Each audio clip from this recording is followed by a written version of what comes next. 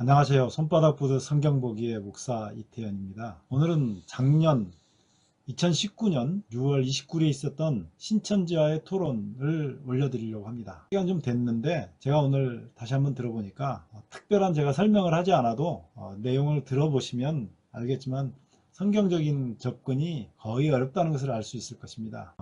토론 전에 주고받은 문자를 좀 소개를 하려고 합니다. 신천지에서 오신 나중에 집사라 그러는데 그 집사님이 하신 말씀이에요. 성경적으로 만나서 즉문 즉답 하십시다. 자신 있으면.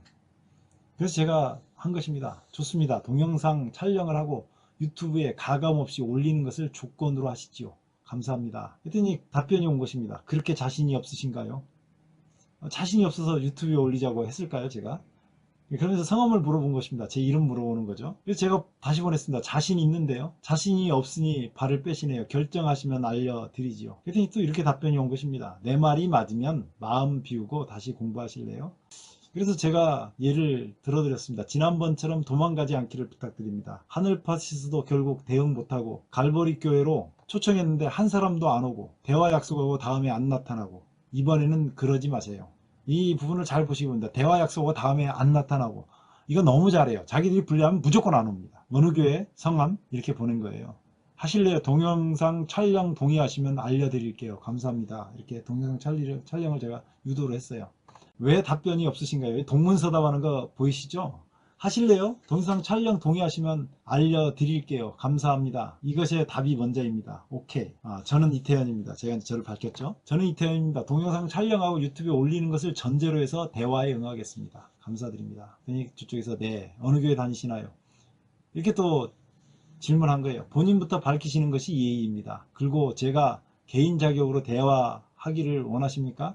중요한 질문입니다. 저는 개인 자격으로 저분이 나온다 그랬으면 뭐 누구나 만날 수 있지만 공식적인 입장이라면 제가 하나된 교회 대표인데 그러면 저쪽에서도 신천지 대표 이만희 씨가 나와야 되니까 그래서 개인 자격이냐 대표 자격이냐 이걸 물어본 건데 이 사람은 그것을 못 알아듣는 것 같아요. 이분은 무슨 조건이 그리도 많으신지요. 좋습니다. 그러면 제가 이제 보낸 거죠. 그럼 아무것도 묻지 말고 대화를 하시지요. 만나서 부담 갖지 마시고 대화하시자고요. 제가 뭔가 부담 갖는 줄 알았나 봐요. 그럼 교회도 자격도 묻지 마세요. 저도 안 묻겠습니다. 이 받침이 틀렸습니다.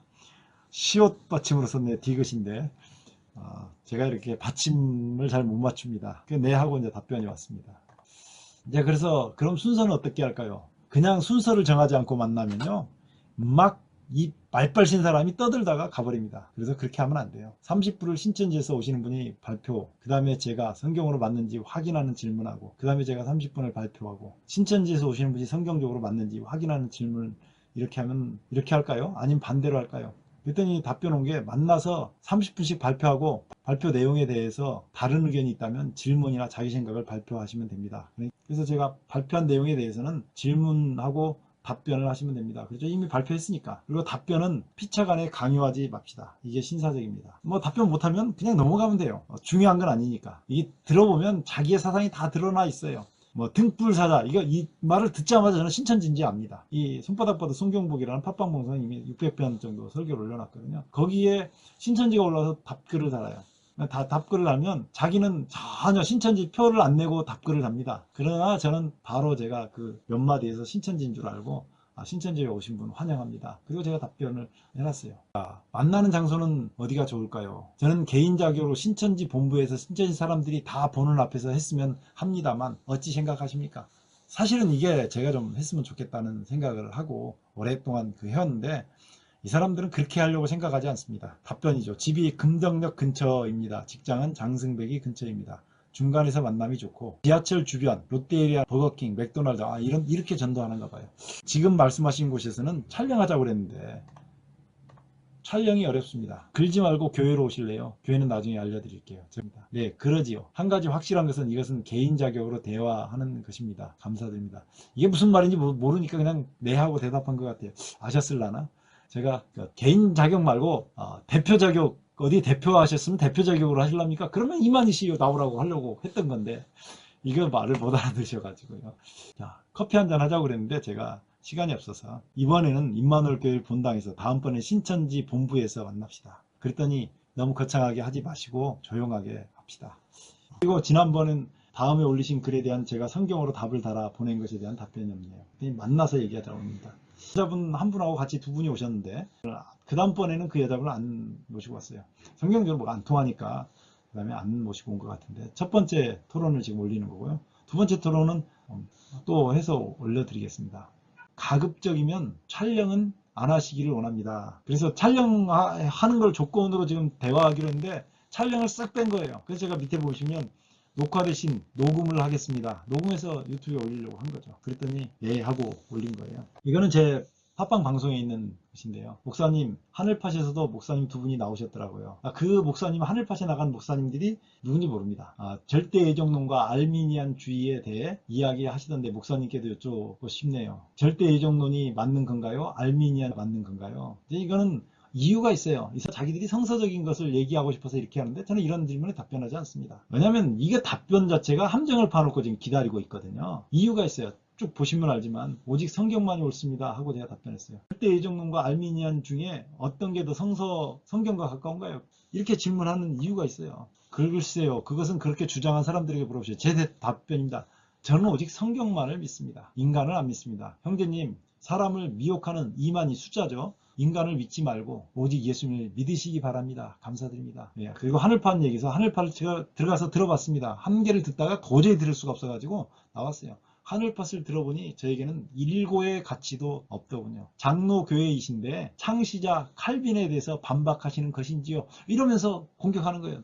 장로교회 목사인데 칼빈에 대해서 반박하자고 하는 거죠. 이 사람 아주 칼빈에 대해서 잘 몰라서 하는 얘기예요. 나 이런 대화 아주 좋아합니다. 드디어 본색이 나오시는군요. 장로교회는 칼빈이 오직 성경 말씀에서 오직 예수를 믿는 믿음을 따랐던 것을 그대로 본받으려고 한 것입니다. 장로교회의 근본도 모르고 지금 질문한 거거든요.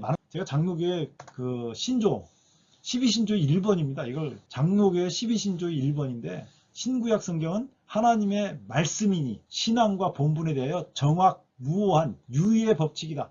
이게 지금 칼빈의 생각이거든요. 이게 장로교회 사람들이 따른 건 이 사상을 따른 것입니다. 칼빈도 예수님이 필요한 죄인이고, 거기 썼어요. 그렇죠.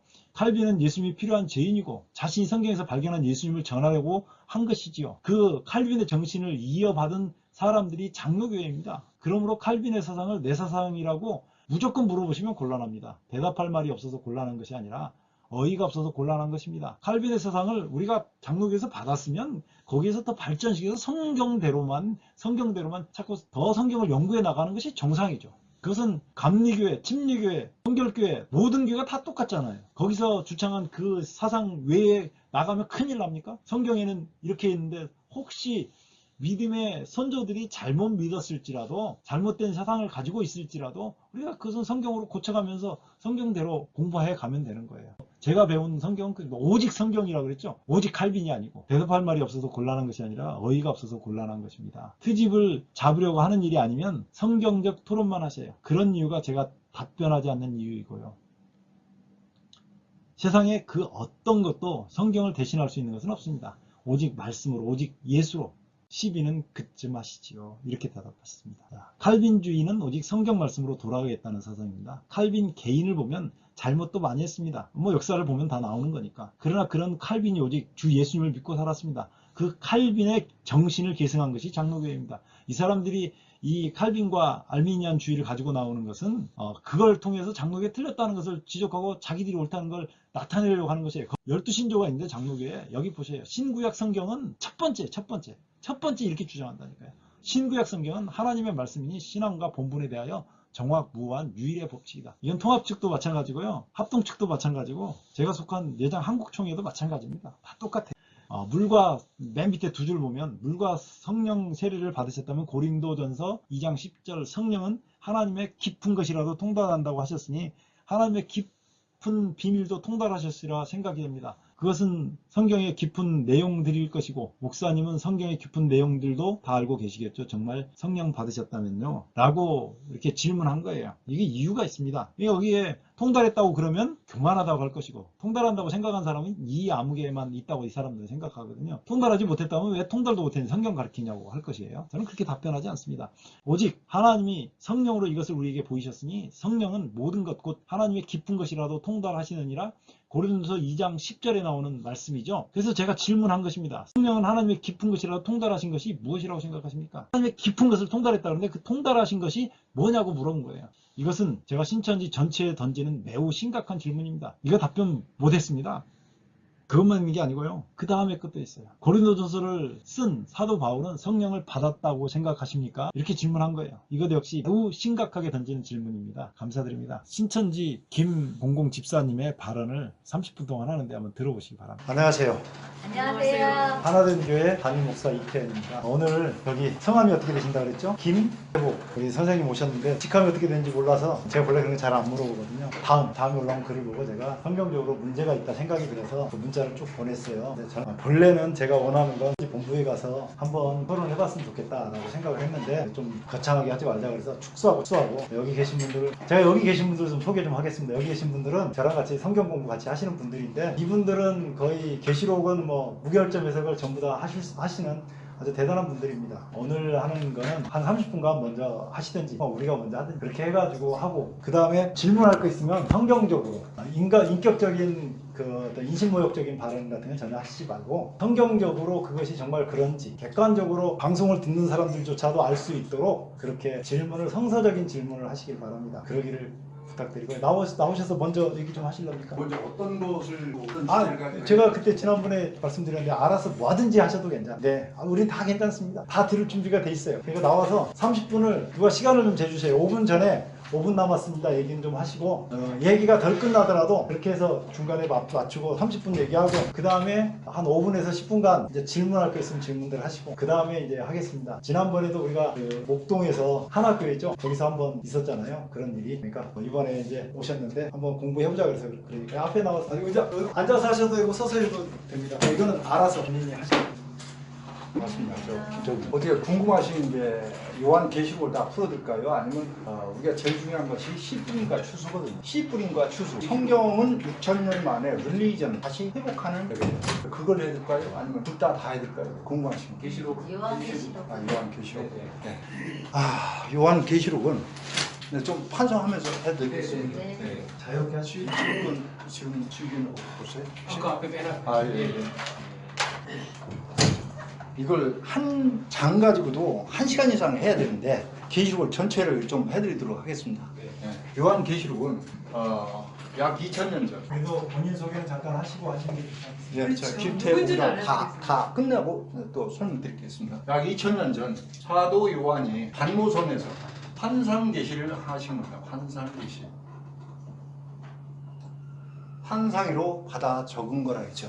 근데 우리가 중요한 것은 요한복음 14장 29절에 보면 예언이 나오죠. 일이 이루기 전에 너에게 말한 것은 일이 이룰 때 예언이 성취될 때 믿게 하려 합니다. 성취되어서 실상으로 나타난 믿음이 온전한 믿음입니다. 골과 골을 보는 것 같이 온전합니다. 부분적인 것이 아니라 그래서 약 2000년에 이렇게 됐는데 이것이 성취될 때는 오늘날 사도 요한격 복자 호세아 12장 10절에 보면 구약 선지자를 빙자해서 있거든요. 성경 로마서 1장 20절처럼 자연의 이치를 빗대서 역사적 사실을 빗대서 천체를 빗대서 돌, 나무 이런 거 구약 선지자를 빗대서 이렇게 설명을 했어요. 예언만큼은 이게 천국 비밀입니다. 이 천국 비밀을 마태 13장 10에서 12절도 이렇게 해놓고 마태 13장 34에서 35절 보면 내가 창세로부터 감추인 거예요. 창세부터 감추었다 하여기는 감추인 것이에요. 이것은 봉함되었다는 게 봉함. 이것을 묵시라고도 합니다. 묵시. 이것을 비밀과 비유가 아니면 아무 말도 하지 않고 이것을 다 이루려 함이라 했어요. 마태 5장 17, 18절도 율법의 1점이라 해도 다 이룬다 했거든요. 다 이룬다. 이사야 14장 24절도 하나님께서는 맹세하면서 얘기해요. 맹세까지 하면서 내 생각과 경영을 반드시 이룬다. 반드시 이룬다는 얘기예요. 하나님께서는 신실하신 하나님이에요. 신명기 18장 20에서 모세 같은 선지자 준다겠죠. 더 중요한 것은 누가복음 24장에 보면 27절도 있고 44절에 보면 모세 율법은 창출 내민 신이죠. 네? 시편은 욥시 잠전합니다. 그죠? 선지자의 글은 이사야부터 말라기까지 요한복음 5장 30절에서 보면 구약에서 나타나고자 한 분이 예수님 한 분이에요. 그래서 요한복음 19장 30절에 다 이루었다. 28에서 30절에 보면 다 이루었다 한 거예요. 다 이루었다. 성경대로. 고전 19장 3절 4절 성경대로 약속하시고 성경대로 이루었다는 거예요. 그러면 기준이 고전 4장 6절에 보면 말씀 안에서 해야 돼요. 말씀 안에서. 내 생각으로 이럴 것이다 저럴 것이다 하면 그건 하나님 소속이 아니다. 요한일서 4장 1절에 보면 사랑하는 자들아 다 영을 다 믿지 말고 하면서 적글수가 많이 났다 하면서 5절 6절에 진리의 영과 미혹의 영은 이뤄서 않는다. 세상 얘기를 하는 사람, 자기 생각을 얘기하는 사람, 거짓말을 하는 사람은 지옥에 가는 거예요. 아멘. 성경대로 해야 돼요. 성경대로. 그러면서 더 쉽게 얘기하면 요한복음 15장 1에서 5절에 보면 나는 참 포도나무라 했어요. 참 포도나무. 참 포도나무라는 얘기는 예수님은 참 포도나무고 아버지는 농부라 했죠. 아버지는 누구예요? 하나님은 포도 농사를 짓는 거예요. 노아 때부터 포도 농사 지었어요. 그래서 틀포도주가 나고 음행의 포도주가 나고 참 포도주가 나온 거예요. 계시록까지.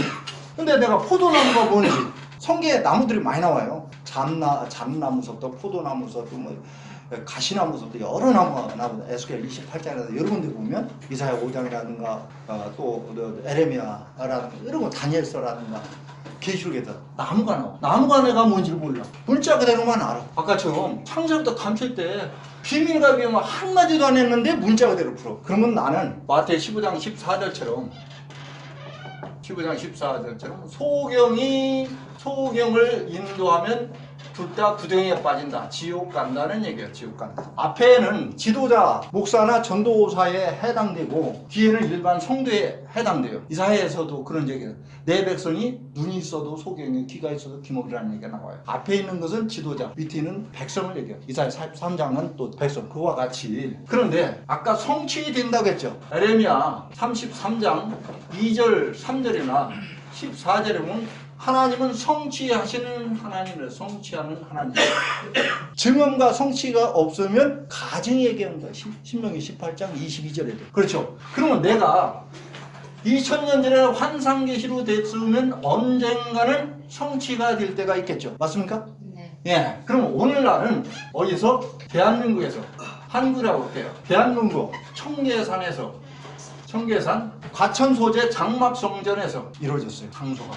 그럼 누가? 사도 요한격 목자 새 요한이 이뤘습니다. 그러면 새 요한이 이뤘다고 하면 육가 원칙에 의해서 이것이 이룬 실상을 보여야 저 사람이 실제 보고 들은 자인지 가짜인지 구분할 수가 있겠죠. 맞습니까?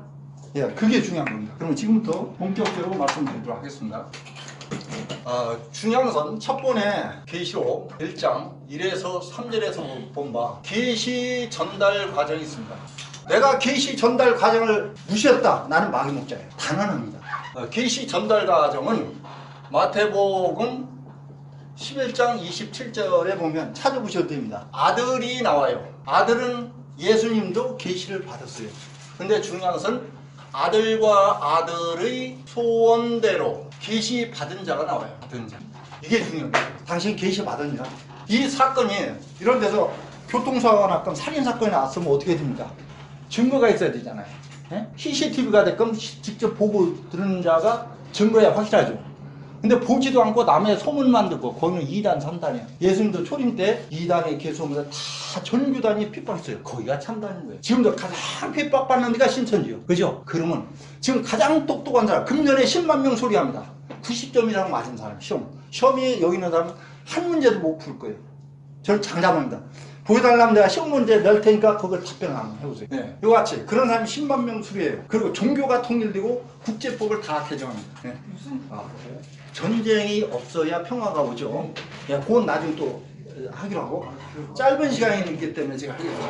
그리고 계시 받은 자가 나오는데 여기서 보면 하나님은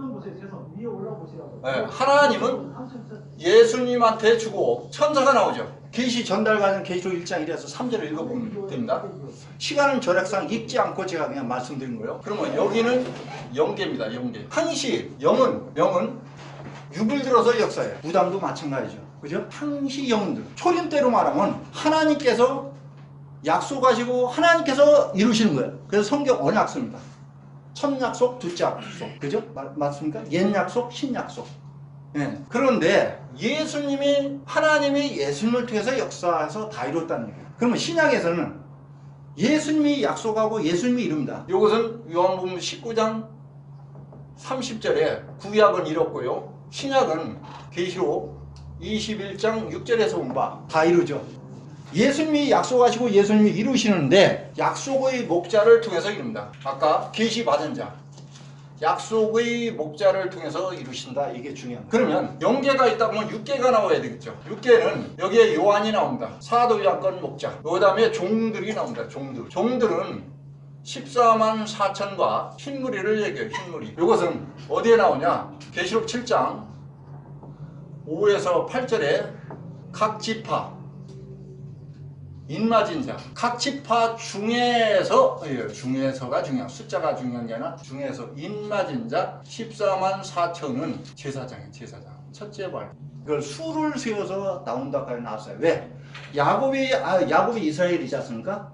야곱의 아들들이 12명이죠. 그래서 이스라엘이 됐어요. 이겼다는 걸 히브리어로 이스라엘이라고 합니다.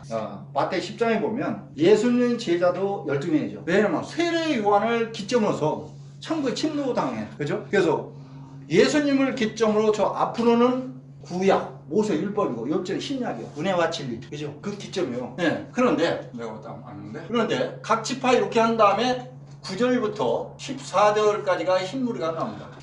흰무리는 예수님이 피로 씻은 자, 어린 양의 피로 씻은 자, 피 빨리 했다는 게 아니라 세례받은 자, 내 마음에 잘못된 것을 씻는 자. 그러면 이런 사람은 어떤 사람이냐? 계시록 1장 5에서 6절에 보면 제사함 받은 자. 계시록 5장 9에서 10절은 예수님 피로 제사함 받고 예수님 피로 산 자. 피로 샀대, 산 자. 이 사람들이 여기에 해당돼요. 이것 때문에 신앙을 합니다. 신앙을 이유는 내가 천국과 영생입니다. 천국과 영생. 그런데 대부분 사람들이 제가 목사들도 많이 가르치고 장로들도 많이 가르치거든요. 또 지금 또 전도사 이 사람이 저기 백석대학원까지 나오신 분인데 그 사람 약속이 있는데 원래 3시 하기로 했는데 좀 미뤘습니다. 빨리 가는다면. 또 저 승부원교회 목사도 있었는데 그분도 지금 가르치고 있습니다. 성경이 이렇게 너덜너덜한 것이 10권이 돼. 문자적으로 많아. 문자적으로 알면 뭐 교회 갑니까? 내가 그냥 읽고 말지. 그 뜻을 알아. 비밀과 비유로 감췄는데 문자 그대로 알아. 그러니까 꿰찰 줄은 몰라. 이렇게 꿰찰 줄을 알아야 돼요. 맞습니까? 네. 그런데 막연하게 그냥 목적도 없이 가. 저는 동대문에서 산악회장 10년 전에 했어요. 지금도 산악회장을 3년째 하고 있습니다. 산악회장도 하고 산악회장. 어떤 목적지가 있다면 귀때기 천국을 간다. 그러면 설악산 한계령에서 올라와서 한계령 중에서 좌회전해서 가야 되거든요. 삼거리에서 우회전하면 개청, 소청, 주청, 끝청 그거 나오거든요. 그죠? 공룡문서도 나오고. 저는 그런 산도 여러 번 갔어요. 그러면 저는 갔던 내기 때문에 시간은 어떻게 걸리고 어떻게 가고 어디는 우연문가 이게 딱 정확히 알거든요. 근데 설악산만 그냥 슬쩍 지나간 사람은 거기 뭐 황철봉도 있고 공룡능선도 있고 용화장선도 있고 12선역탕도 있고 안산도도 많이 있거든요. 아무 데나 가면 나 설악산 다 아는데 똑같은 거야. 지금의 내 신앙이나 내 자신을 거울로 한번 달아보더니 비춰보면 알 수가 있어요. 그런데 대부분들이 죽어서 가는 천국으로 알고 있죠. 성경은 문자적으로 54회나 살아서 영생이다.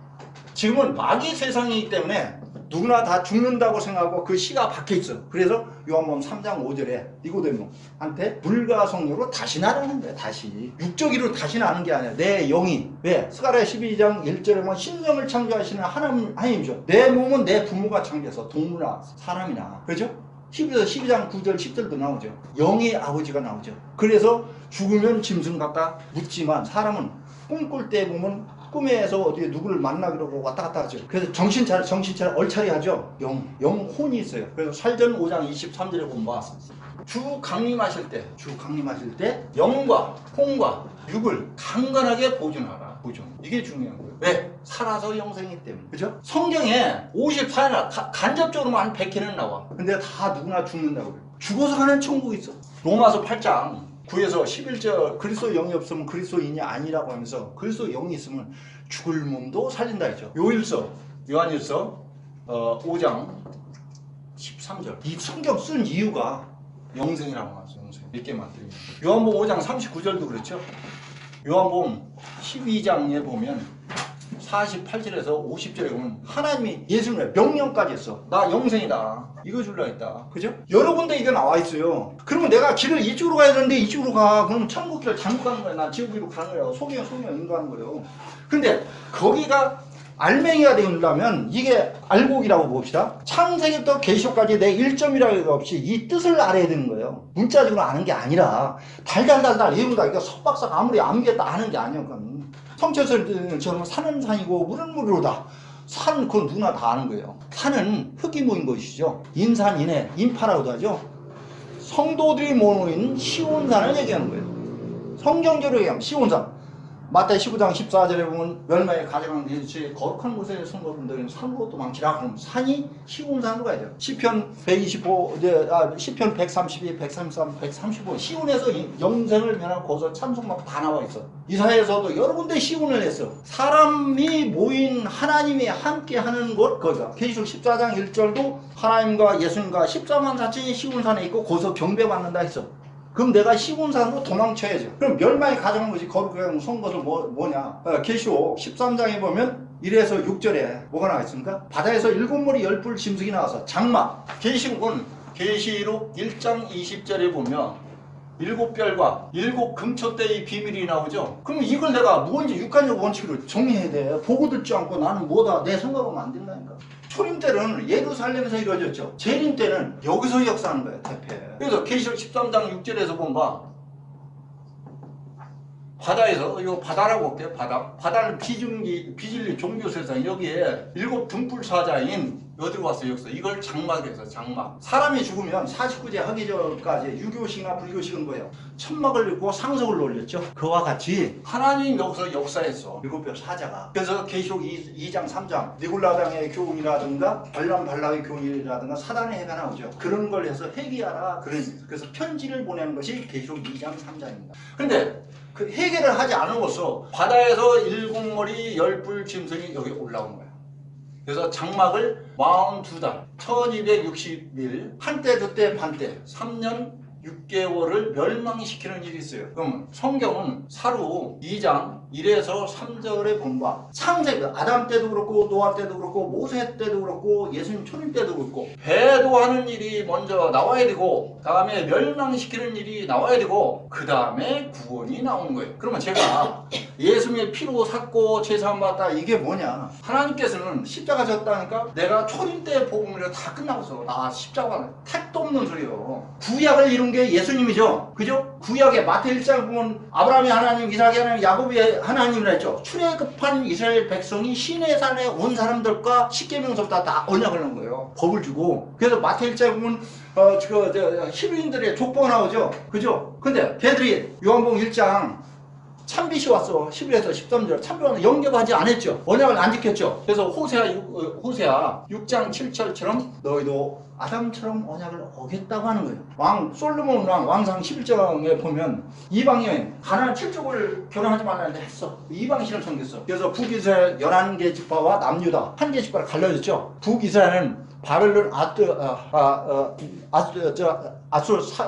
살만네살 왕한테 멸망당했고 그 다음에 바벨론은 고미 때 남유다는 바벨론 느부갓네살 왕한테 멸망시키고 또 우리가 점령해요. 그래서 에레미야 50장 24절에 귀신의 초소 그 역사적 사실을 들어서 계시록 끊고 온 거예요. 무슨 얘기입니까? 그래서 다 하나님 백성의 섬에 다 멸망당해서 이스라엘부터 왈랄까지 구세주 보내달라 한 것이 예수님이요. 그죠? 그런데 하나도 영접하지 않았어. 그래서 다 죽은 거예요. 그런데 구약만 공부한 거예요. 고전 1장 1에서 10절에 본바 역사를 내가 배운 것은 거울과 경계에 삼아라. 너희는 그렇게 언약 지키지 않고 올바하라고 그 얘기를 한 거예요. 근데 맨날 구약만 가지고 역사로 신학대학 가봐요. 맨 역사만 가르친다고. 교회 어떻게 하는 거? 그거 아니라는 거예요. 언약을 알아야 돼요. 언약서. 그리고 하나님 소수가 마귀 소수의 전쟁사예요. 성경은. 그렇기 때문에 저는 군대에서 암호병을 냈습니다. 암호병. 헌병들이 내 집을 지키고 네 자리 숫자를 풀었고 막 이렇게 하면 그와 같이 하나님도 마귀가 대적이 모르게 감춘 거예요. 그리고 하나님 뜻을 이루기 위해서 비밀가비를 쓴 거예요. 이런 장치를. 그럼 천국 비밀을 알아야죠. 내가 우리 집에 들어가면 자물쇠가 있어. 금고가 있어. 왜 합니까? 도둑이 들어올까봐 강도가 들어올까봐 그렇죠. 그래서 저기에서는 뭐야 마태 13장 44절 보면 진주 장사도 있고 감췄다가 옛날에는 땅에다 판고 이렇게 저겼대요. 나는 차에서 나 혼자만 해야지. 내 옆에 있는 이웃이라도 입 조심을 했죠. 그게 중요한 거예요. 비밀과 비극 때문에 이런 일이 있어야 돼요. 그래서 계시록 1장 20절에 이것이 계시록 2장 3장에서 배도함으로써 7별과 7사자가 배도함으로써 편지한 거예요. 회개하라 편지. 회개해서 돌아오면 12가지 복을 주겠다. 이게. 근데 회개했어요? 안 했어요? 안 했죠. 그렇죠. 그래서 계시록 4장의 이후에 사도 요한이 출애굽기 25장 8절 9절처럼 하늘의 영계를 보고 밑에 성수를 지은 것 같이 출애굽기 25장 8절 9절이나 40절을 읽어보면 됩니다. 오늘도 주기도문에 하늘에서 이룬 것처럼 이 땅에 이루어진다 했죠. 맞습니까? 이때도 계시록 4장의 영계를 보고 이 땅에 지라는 얘기예요. 네, 그러면 오늘날은 사도 요한께서 종들에게 전하는데 종들은 14만 4천가 힘물인데 하나님께서는 이때 봉안책이에요. 봉안책. 봉은 이렇게 봉에나 덮어놨으면 알 수 있던가 밖에서 이사야 9장 밖에서 둘러쓰면 알아요? 그죠? 묵시니까 열렸다. 묵시의 반대는 계시죠. 계시도 있는 거예요. 요한복음 16장 20은 밝히 알려준다 했어요. 네. 그러면 여기서 봉안책이 계시록 5장에 천상천하에 표가 볼 거자 없다고 하면서 5절에 계시록 5장 5절에 예수님이 이기었다 했죠. 그래서 계시록 5장 7절에 예수님이 취해서 인을 떼요. 여기서 열린 거예요. 계시록 6장에서 6개, 계시록 8장에서 1개 인을 떼요. 인을 떼었다는 얘기는 뭐냐? 인을 떼었다는 예언이 성취되어 나타난 실사. 그거 얘기하는 거예요. 그걸 알아야 돼. 네 생물 들어서 인 떼지 않습니까? 계시록 6장에서. 그래서 인 떼어가지고 다 열린 것을 이 천사는 열린 책을 받아서 누구 합니까? 여기한테 받아 먹어라. 계시록 10장 8에서 11절에 보면 백성과 나라와 방과 임금에 다시 전하랬죠. 백성은 교인들고 나라는 교회고 방언은 교단이고 임금은 목자들이니까 다시 가르쳐라 그 얘기요. 구약으로 말하면 에스겔 3장 에스겔 2장 7절에서 10절 에스겔 3장 3절에 듣든지 안 듣든지 내 백성에게 이 말 애가와 애국가 이런 거 이걸 갖다 전하라고 했죠. 똑같은 역사예요. 네? 이것을 종들한테 줘서 이게 속히 들립니다. 이게 계시 전달 과정을 가야 돼. 네, 그러면 7별과 7급초 때인데 이것이 책 받아먹고 안수 받은 것이 예수님은 지금 육으로 온 게 아니라 영으로 와요. 성령체로 마태 17장 17절처럼 변화사에서 한 것처럼 계시록 1장에 보면 예수님의 성령체가 나와요. 성령체. 나 교회들은 귀 있는 자들아 성령의 교회들아 하시는 말씀을 들을지어다. 성령체로 나오죠. 그래서 성령체의 것이 에서보드 사빌라 아까 7별 에서보드 사빌라 그 앞장에 보면 예수님의 형상이 죽었다가 살아나시니 뭐 이런 거 없어 쭉 다 나와요. 조금 나왔어요. 그러면서 거기에 하나님의 아들이라고 표현해서 하나님 아들. 하나님의 아들은 예수님이죠. 그게 성령체라는 걸 알 수가 있어요. 그렇죠. 그래서 17절에 뭐요? 사도 요한격 목자한테 안수를 합니다. 그래서 네 본 것과 이제 있는 것과 장차될 일을 기록해서 하라고 해요. 그래서 이 사람이 계시록 4장의 영계에 올라가서 영계 보좌를 보고 우리 교회가 24장로 12지파장 4생물 7영 6날개 이게 없으면 하늘 형상대로 된 게 아니에요. 회복의 역사니까 전도서 3장 15절에 보면 옛 것도 이제 있고 장차절도 옛 것이니까 다시 찾는다는 얘기가 나요. 그게 진정한 릴리전입니다. 아담 범죄로 떠나갔어. 이건 합쳐진 거 다시 합쳐진 거. 왜 하나님은 떠날 수밖에 없었냐? 창세기 2장 7절에 흙에다 생기 넣어서 생명이 됐어. 신이라니 하나님 말씀 받은 사람 신이라고 했어. 하나님 말씀 받지 않는 짐승 살아있으나 죽은 자 해칠한 무덤 평토장한 무덤으로 비유했어. 성경에 나온 짐승들은 거의 다 사람입니다. 채소도 사람이고 나무도 거의 다 사람이에요. 네? 그게 중요한 거예요. 그런 걸 보고서 이걸 해야 돼요. 그런데 함께 하면 고전 15장 27, 28절에 함께 하고자 나옵니다. 그때부터 계시록 11장 15절에 나든가 계시록 10장 7절에 본바 뭐예요? 7주의 나팔 소리가 나와요. 7주의 나팔. 예. 고전 15장 50에서 54절도 나와요. 마지막 나팔에 우리 주와 하나님과 그리스도가 있죠. 그리스도 예수님과 함께 했을 때 세상 나라는 거예요. 마귀 세상이 드디어 하나님 나라가 된 거예요. 이때부터 하나님 나라가 되면서 계시록 19장에 혼인잔치가 나오고 20장에 첫째 부활자가 나오고 계시록 21장이라든가 계시록 22장은 거룩한 성 이걸 다시 부연 설명한 거예요. 그렇게 하면서 내가 영생으로 돌아가. 그래서 이 사람들이 첫째 부활자가 되는 겁니다. 그럼 내가 성경대로 창조되어 있는지를 알아야 되죠. 예. 그만하십시오. 저는 요건 이렇게 끝나고 더 해달라면 요 이유를 쭉 더 자세히 설명해드리도록 하겠습니다. 네, 감사합니다. 감사합니다. 수고했습니다. 제가 들으면서 저 나름대로는 질문할 게 많이 네, 아니, 있는데 질문하시죠. 아니 질문할 게 많이 있는데 우리 그 신목사님 질문하지 말고 신목사님이 하실래요? 아니면 질문을 할까요? 네. 질문하고 싶은 거 있으시죠? 그 오늘 보니까 질문하면 공비에 대해서 네. 자세히 해드릴게요. 한 시간만 앞서서 신목사님 나오셔서 하시면 될 것 같은데요? 예? 신목사님 나오셔서 뭘? 나와서 알아서 하세요. 아니 왜냐면 제가 보니까 뭐 우리가 시험 문제 하나도 못 맞힌다 그러는데 제가 시험 문제 내도 신도 오셔서 하나도 못 맞힌다 저는 장담할 수 있어요. 제가 시험 문제 내도 자 나와서 우리 하나 된 게 부목사님 치우고. 아 진짜 지워드릴까요? 아 제가 치우겠습니다. 예, 잠깐만. 사진 찍으시려고? 네. 아, 네, 사진 사진 찍으시려고. 우리 선생님이 계시록 하셨으니까 저도 계시록을 해야 되겠죠. 그래서 저도 계시록을 한번 해보겠습니다. 일단 계시록이 되기 전에 성경 가르쳐 다닐 때 저는 일단 성경에 들어가기 전에 어떻게 성경을 우리가 읽고 듣고 지키는가 먼저 해보겠는데요. 일단 문제를 하나 내볼게요. 이거 산수입니다. 2 더하기 3 곱하기 4 빼기 2예요. 답이 뭘까요? 12 자, 12라는 사람도 18은 사람도 있어요. 그죠? 2하고 3을 더하면 5예요. 5하고 4 곱하면 20이죠? 그럼 18이 맞잖아요. 그죠? 18 나왔어요. 또 어떤 사람은 왜 10이라 그랬느냐? 얘를 먼저 해요. 3, 4, 12. 그 다음에 2를 더하니까 14. 2를 빼니까 12. 자 1번, 2번이 나왔어요. 어느 게 답일까요? 자, 우리가 산수할 때 더하기, 빼기, 곱하기, 나누기, 괄호가 있어요. 네. 그럼 뭐부터 풀어야 돼요? 가로 바로. 얘가 1번이고 그 다음 2번은 곱하기 빼기 곱하기 나누기 여기 2번이고 더하기, 빼기가 이 5개가 같이 질 때는 순서죠. 네. 이거는 변할 수 있어요, 없어요? 없어요. 이건 못 변해요. 왜냐하면 이거는 공식이에요. 산수를 푸는 공식이에요. 그럼 성경도 뭐가 있냐면 어떤 공식이 있고 어떤 틀이 있다는 거예요. 우리가 그 공식과 틀을 모르면 어떤 사람은 뭐라 그럴 거고 10이라 그럴 거고 어떤 사람은 18이라 할 거예요. 또 하나 아까 우리 선생님이 이제 성경 중이긴 하셨잖아요. 근데 저는 그걸 들으면서 이게 생각났어요. 한번 볼게요. 산수입니다. 제가 부목사님은 죄송한데 목사님께 제가 여쭤볼게요. 목사님 여기 뭐 넣으실래요? 이태 목사님. 이렇게 이거? 네 선생님 죄송한데 선생님은 여기 뭐 넣고 2하고 6 사이에 뭐 넣고 싶어요? 저요? 예. 그리고 거기는 관계없어요. 중요한 건 성경. 아니, 그러니까 성경을 그 더하기 빼기라. 뭐 넣고 싶으세요 여기다가? 22장 18, 19절에 이 연애면서 가감하지 말라 그랬잖아요. 그러니까 나 지금 가감한 게 뭐 하나 여쭤보게. 풀으시면 됩니다. 아 그래? 뭐 열까요? 답이 있어요 없어요 지금? 없어요. 제가 중국 갔을 때요 이태 목사님 똑같이 말한 사람이 초등학교 5학년이에요. 모든 어른들은 5, 4, 3 자기 마음대로 막 불렀어요. 그런데 만약에 여기에요 8이 더 붙고요 여기에 마이너스 여기에 0이 들어가요. 여기에 10이 들어가고 마이너스 1수 내려가요. 그럼 이게 뭘까요? 4. 맞아요? 네. 왜요? 여기 순서가 지금 이거는 크냐 작으냐를 묻는 것이 아니라 뭐의 배수예요? 2의 배수. 우리가 성경을 연구할 때 자칫하면 여기서 떼고 저기서 떼다 보면 뭐 할 수 있어요? 자기 마음 아까 그 선생님 참 좋은 말씀 하셨는데 억지로 풀 수가 있다는 거예요.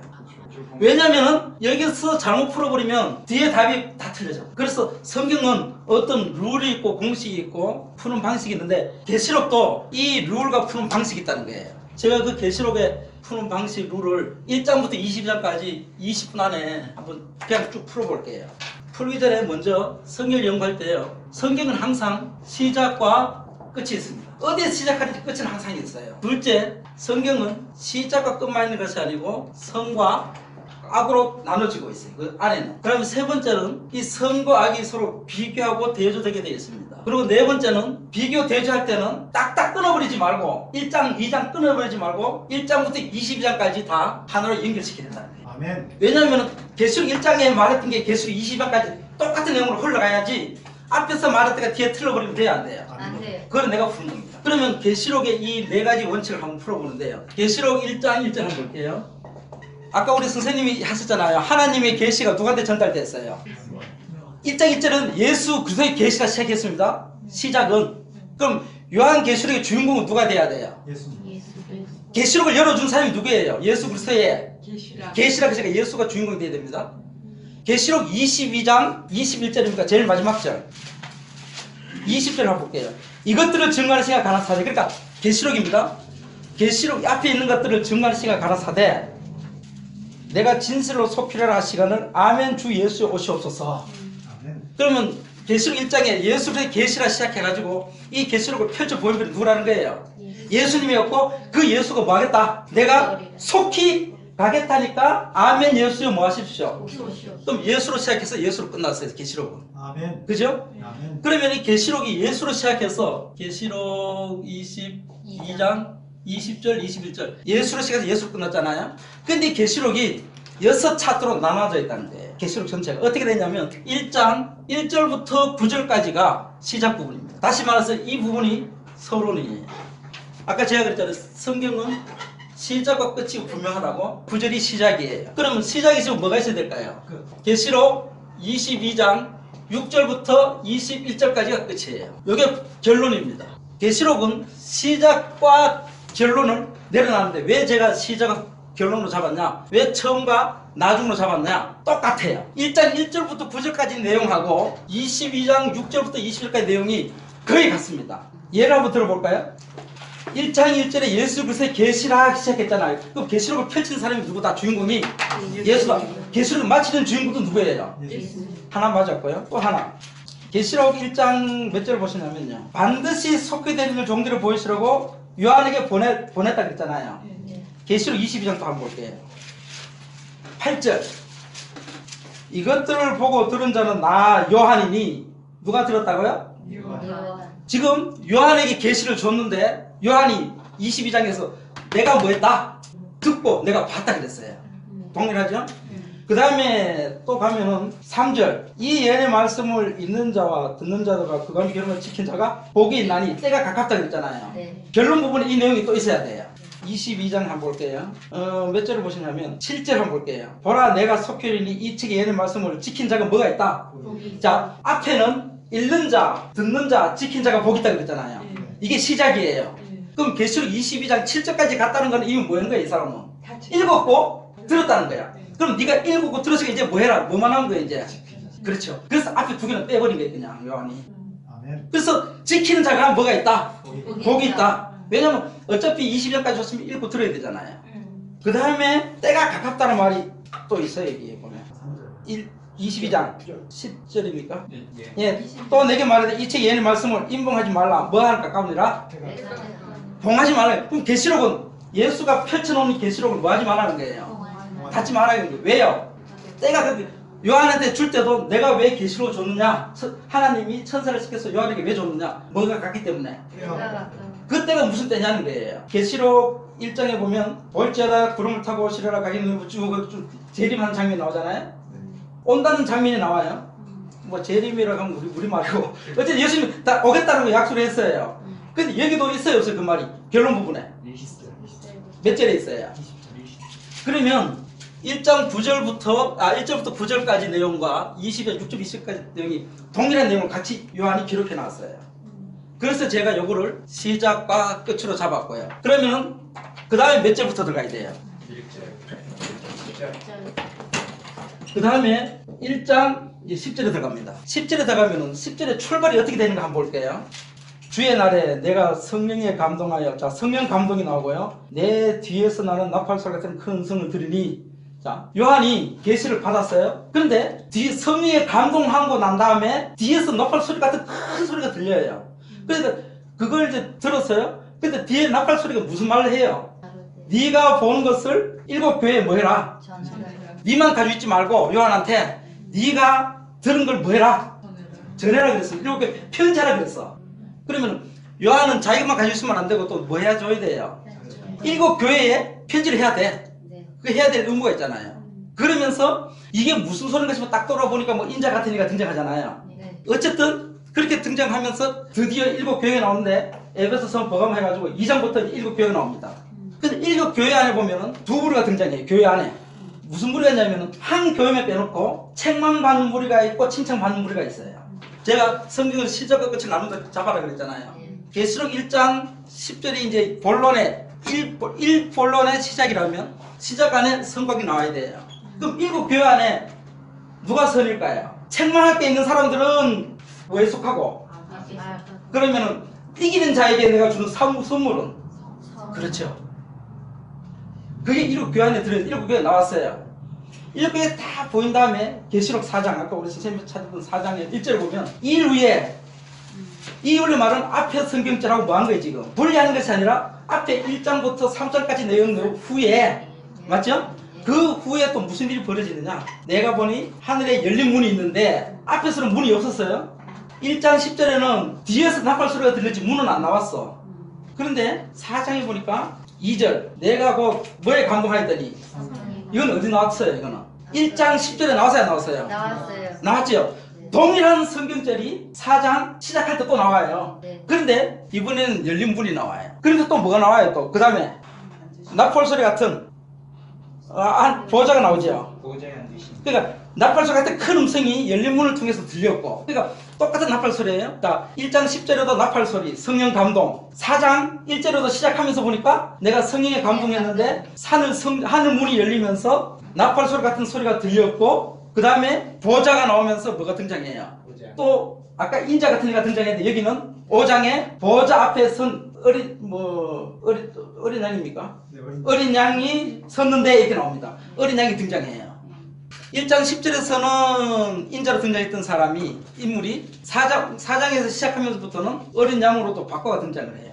그리고 이제 드디어 아까 말씀한 것처럼 7인을 떼고 7 나팔이 나옵니다. 그러면 아까는 7 교회 안에 책만 받는 무리와 칭찬받는 무리가 나왔는데 여기서는 계시록 4장에서 본론 두 번째에서는 또 두 무리가 나와야 되는데 하나는 7인이고 인을 떼는 장면이 나고 하나는 7 나팔이에요. 그럼 둘 중에 하나는 뭐가 돼야 되고 선이 하나는 그렇죠. 근데 나팔은 보니까 막 저거 해요. 뭐 재앙만 나와요. 어쨌든 7이가 7 나타나는데 7이는 선쪽, 7 나팔은 앞쪽. 이게 지금 흘러가요. 어디까지 가냐면 11장 18절까지 7 나팔이 끝납니다. 그런데 계시록 11장 19절에 보면 또 동일한 단어, 성령 감동이 이제 없어요. 하늘에 보좌를 보여줬는데 4장에서 이리 올라오라 그래가지고 요한이 하늘로 올라가요. 4장에는. 그런데 11장 19절에는 무슨 단어가 나와요? 앞에 출발할 때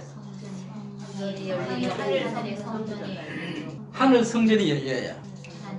4장에는 4장 1절에는 하늘에 열린 문이 있다 그랬는데 무슨 문인지 몰라. 그러니까 1장 10절에는 문도 없었고 그냥 나팔 소리 들었고, 4장에서는 요한이 하늘에 열린 문을 통해서 들었고, 11장에서는 하늘 뭐가 열려요? 이제 성전. 그러니까 한 단계씩 올라갑니다.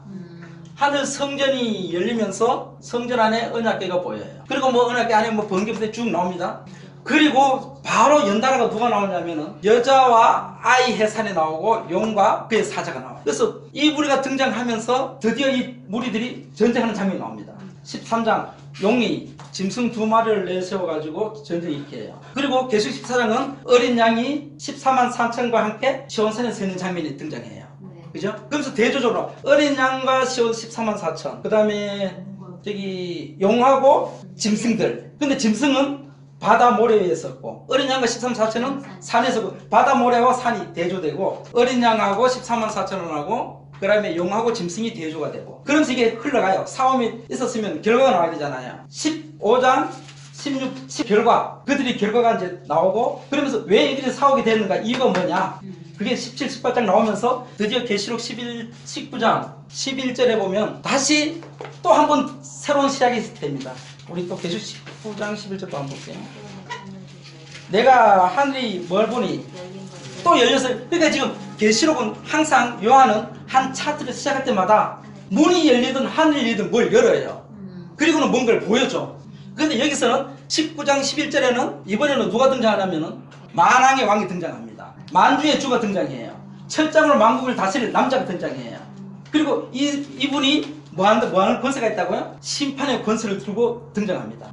그런데 철장으로 만국을 다스릴 남자라 그랬는데 계시록 12장 6절에 보면 하늘로 올라간 아이가 장차 철장으로 만국을 다스릴 남자라 그랬어요.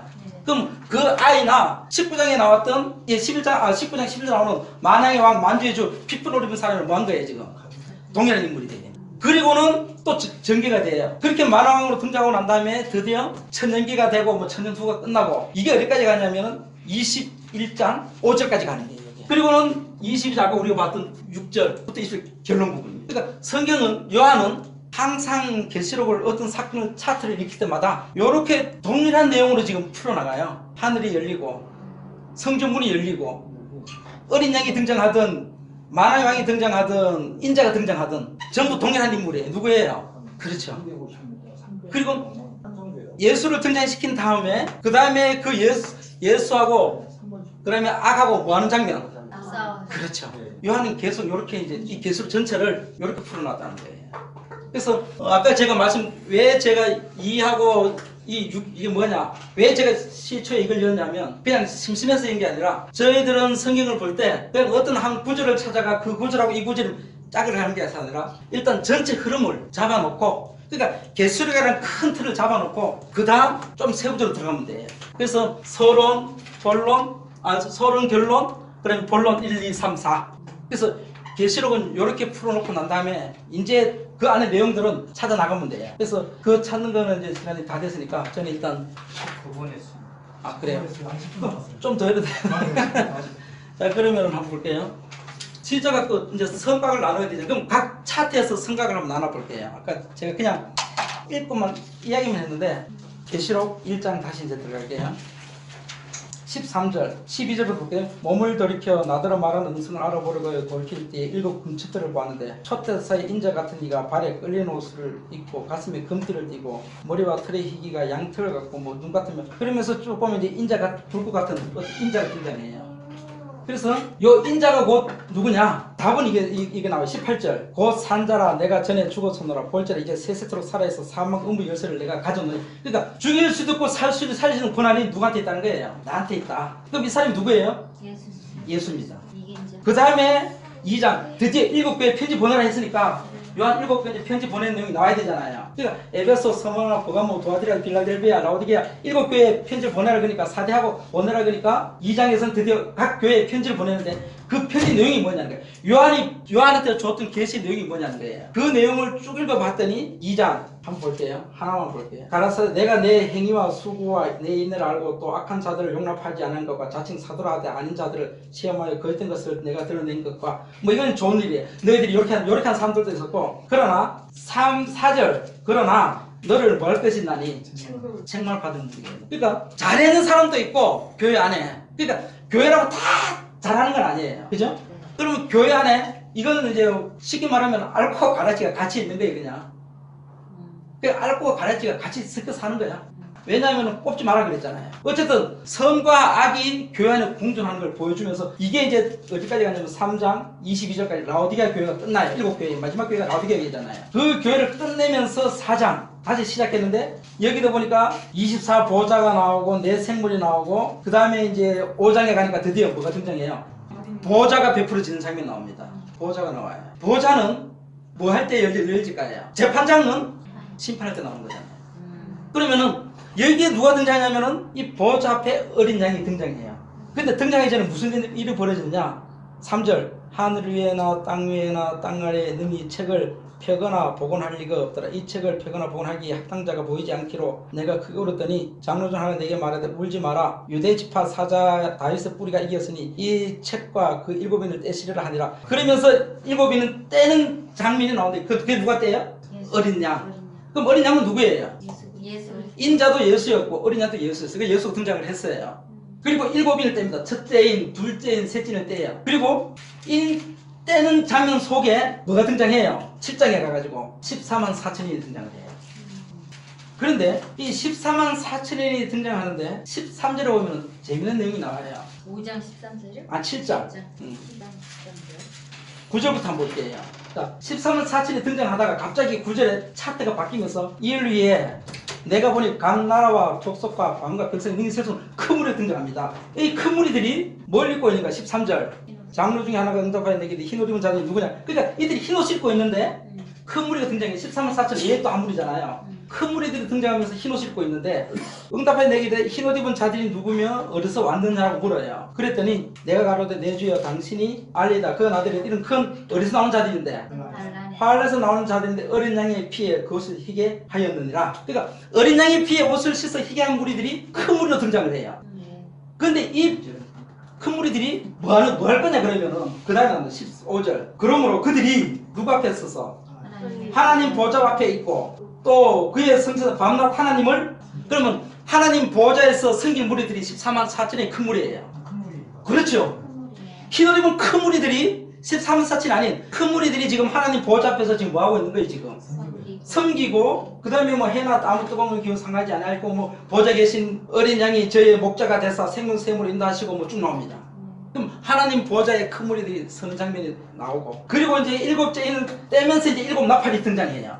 일곱 인 뗄 때 나팔이 등장합니다.